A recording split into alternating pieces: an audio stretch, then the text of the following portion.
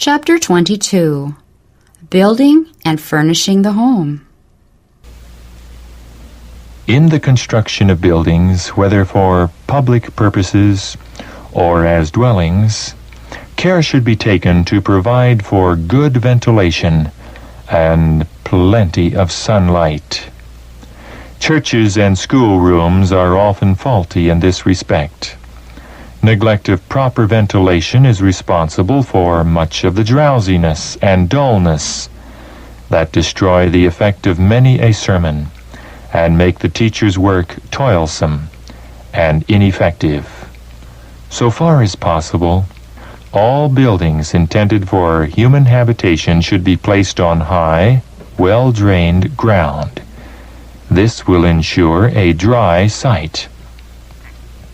This matter is often too lightly regarded.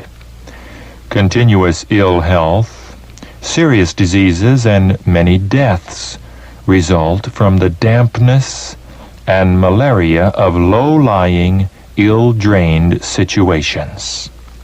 In the building of houses, it is especially important to secure thorough ventilation and plenty of sunlight.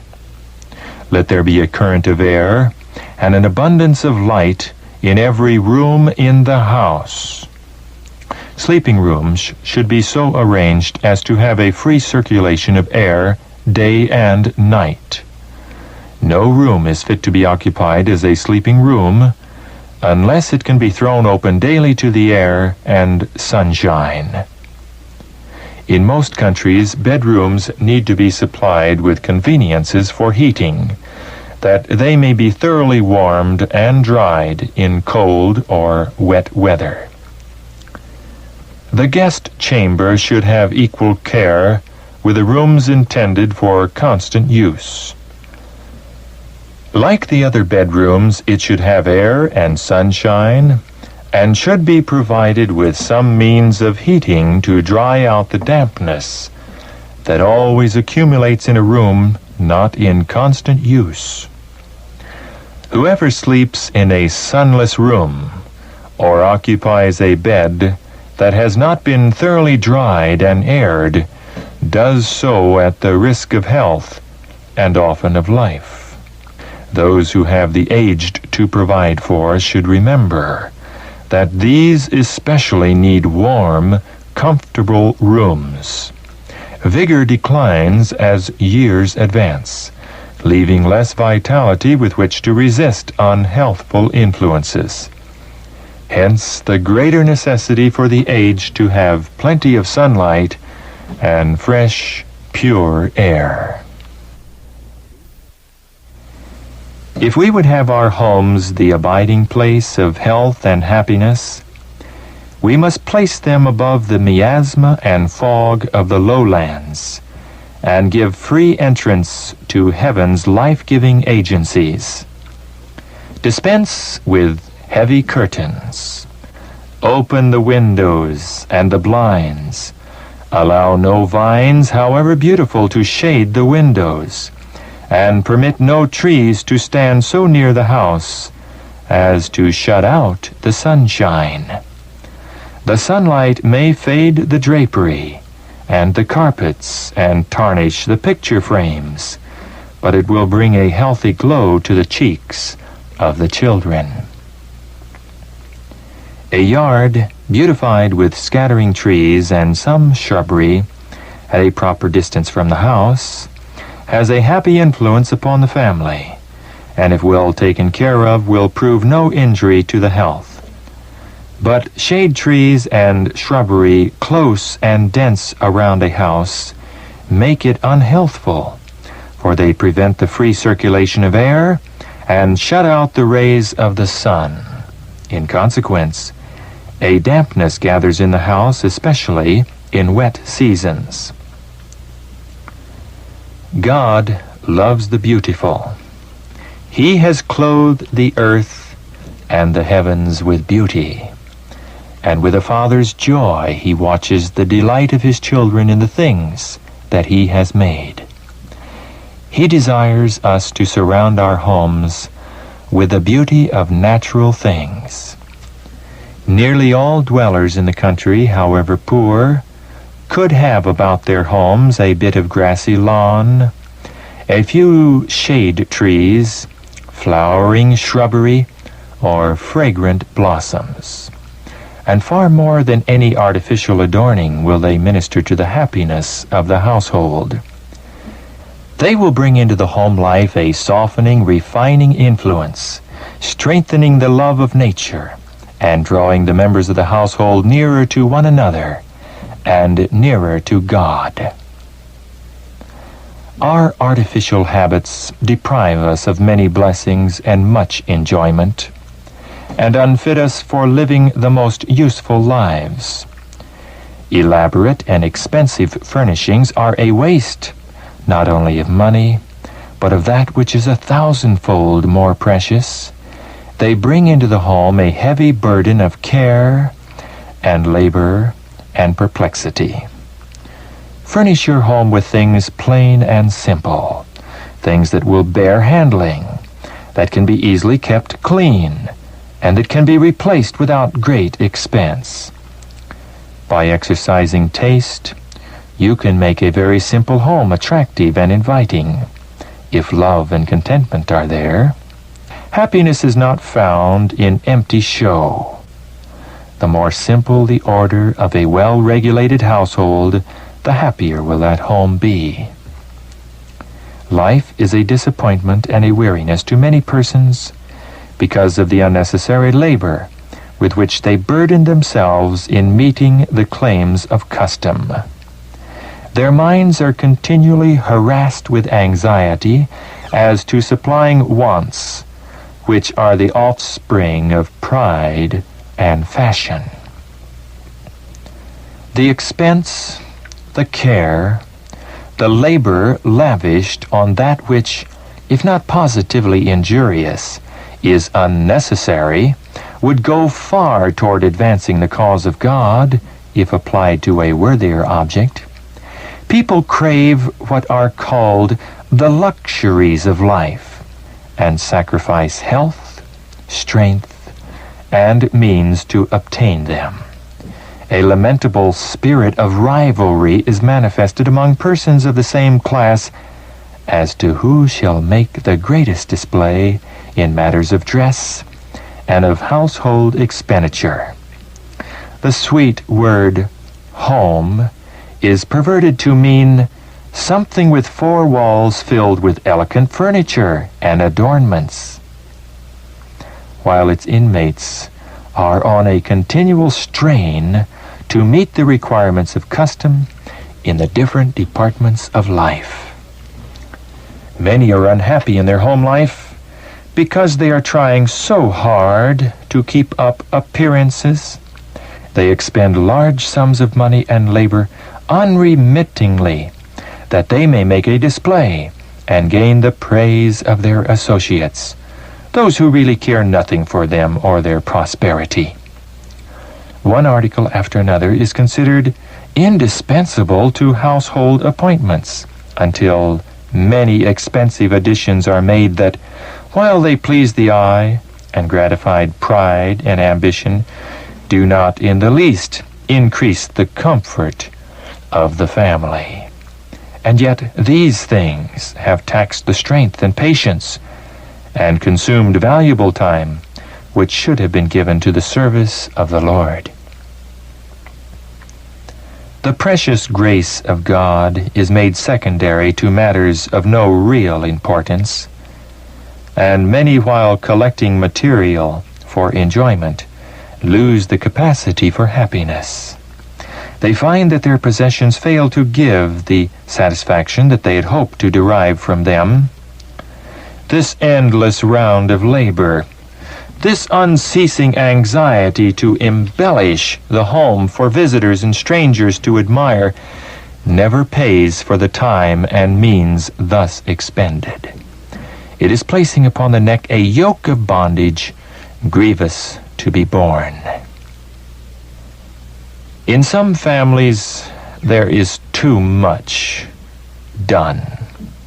Neatness and order are essential to comfort, But these virtues should not be carried to such an extreme as to make life a period of unceasing drudgery, and to render the inmates of the home miserable.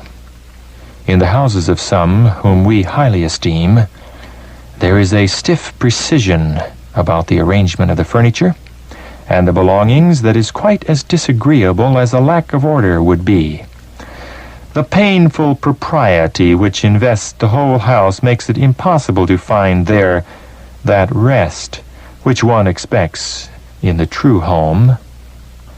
It is not pleasant when making a brief visit to dear friends to see the broom and the duster in constant requisition, and the time which you had anticipated enjoying with your friends in social converse spent by them in a general tidying up and peering into corners in search of a concealed speck of dust or a cobweb. Although this may be done out of respect to your presence in the house, yet you feel a painful conviction that your company is of less consequence to your friends than their ideas of excessive neatness. In direct contrast to such homes was one that we visited during the last summer. Here the few hours of our stay were not spent in useless labor or in doing that which could be done as well at some other time, but were occupied in a pleasant and profitable manner, restful alike to mind and body. The house was a model of comfort, although not extravagantly furnished. The rooms were all well lighted and ventilated, which is of more real value than the most costly ornaments. The parlors were not furnished with that precision which is so tiresome to the eye, but there was a pleasing variety in the articles of furniture. The chairs were mostly rockers or easy chairs, not all of the same fashion, but adapted to the comfort of the different members of the family. There were low, cushioned rocking chairs and high, straight-backed ones, wide, capacious lounging chairs and snug little ones. There were also comfortable sofas, and all seemed to say, "Try me, rest in me." There were tables strewn with books and papers, always neat and attractive, but without that precise arrangement that seems to warn all beholders not to touch anything for fear of getting it out of place. The proprietors of this pleasant home were in such circumstances that they might have furnished and embellished their residence expensively, but they had wisely chosen comfort rather than display. There was nothing in the house considered too good for general use, and the curtains and blinds were not kept closed to keep the carpets from fading and the furniture from tarnishing. The God-given sunlight and air had free ingress with the fragrance of the flowers in the garden. The family were, of course, in keeping with the home. They were cheerful and entertaining, doing everything needful for our comfort without oppressing us with so much attention as to make us fear that we were causing extra trouble. We felt that here was a place of rest. This was a home in the fullest sense of the word. The rigid precision which we have mentioned as being a disagreeable feature of so many homes is not in accordance with the great plan of nature. God has not caused the flowers of the fields to grow in regular beds with set borders, but he has scattered them like gems over the greensward, and they beautify the earth with their variety of form and color. The trees of the forest are not in regular order. It is restful to the eye and mind to range over the scenes of nature, over forest, hill and valley, plain and river, enjoying the endless diversity of form and color, and the beauty with which trees, shrubs, and flowers are grouped in nature's garden, making it a picture of loveliness. Childhood, youth, and age can alike find rest and gratification there. This law of variety can be in a measure carried out in the home. There should be proper harmony of colors and a general fitness of things in the furnishing of a house, but it is not necessary to good taste that every article of furniture in a room should be of the same pattern in design, material, or upholstery, but on the contrary, it is more pleasing to the eye that there should be a harmonious variety. But whether the home be humble or elegant, its appointments costly or the reverse, there will be no happiness within its walls unless the spirit of its inmates is in harmony with the divine will. Contentment should reign within the household. The very best part of the house, the sunniest and the most inviting rooms, and the most comfortable furniture should be in a daily use by those who really live in the house. This will make home attractive to the inmates and also to that class of friends who really care for us, whom we could benefit, and by whom we could be benefited. It does not require costly surroundings and expensive furniture to make children contented and happy in their homes, but it is necessary that the parents give them tender love and careful attention. Four walls and costly furniture, velvet carpets, elegant mirrors, and fine pictures do not make a home if sympathy and love are wanting. That sacred word does not belong to the glittering mansion where the joys of domestic life are unknown. In fact, the comfort and welfare of the children are the last things thought of in such a home. They are neglected by the mother, whose whole time is devoted to keeping the appearances and meeting the claims of fashionable society. Their minds are untrained. They acquire bad habits and become restless and dissatisfied, finding no pleasure in their own homes, but only uncomfortable restrictions. They break away from the family circle as soon as possible. They launch out into the great world with little reluctance, unrestrained by home influence and the tender counsel of the hearthstone. Don't say to them, as I heard many mothers say, "There's no room for you here in the parlor. Don't sit on that sofa that's covered with satin damask. We don't want you to sit down on that sofa." And when they go into another room, "We don't want your noise here." And they go into the kitchen and the cook says, "I cannot be bothered with you here. Go out from here with your noise. You pester me so and bother me." Where did they go to receive their education? Into the street. Too many cares and burdens are brought into our families, and too little of natural simplicity and peace and happiness is cherished. There should be less care for what the outside world will say and more thoughtful attention to the members of the family circle. There should be less display and affectation of worldly politeness and much more tenderness and love, cheerfulness and Christian courtesy among the members of the household. Many need to learn how to make their home attractive, a place of enjoyment. Thankful hearts and kind looks are more valuable than wealth and luxury, and contentment with simple things will make home happy if love be there. Jesus, our Redeemer, walked the earth with the dignity of a king. Yet he was meek and lowly of heart. He was a light and blessing in every home because he carried cheerfulness, hope, and courage with him.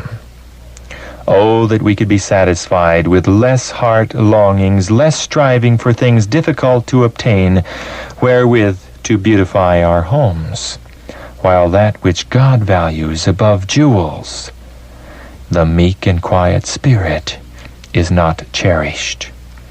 The grace of simplicity, meekness, and true affection would make a paradise of the humblest home.